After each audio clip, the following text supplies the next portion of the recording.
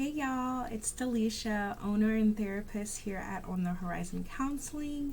I just wanted to take a moment to chat with you all about threats to leave in relationships.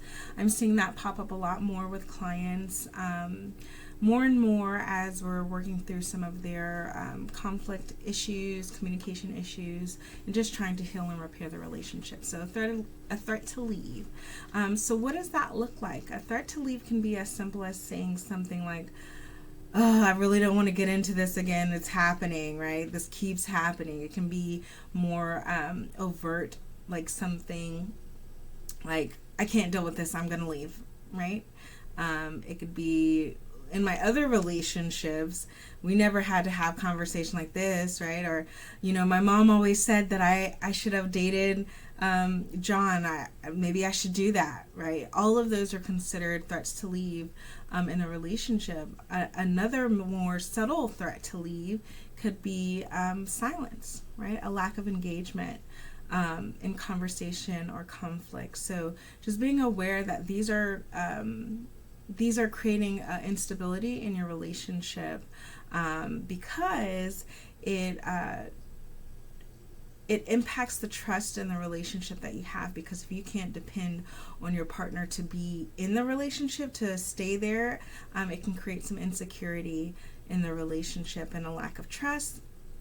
It also, in relationships when you're trying to communicate, it creates a breakdown. If I don't believe that, one, you want to be in this relationship, why would I open myself up to be vulnerable, share my fears, my concerns, my needs in the relationship? So it creates a communication breakdown in the relationship. Also, it can create these kind of highs and lows. Some people call it an emotional roller coaster, right? So it creates these highs and lows, which also increases distress, such as anxiety, insecurity, and of course we know emotional instability and relationship instability.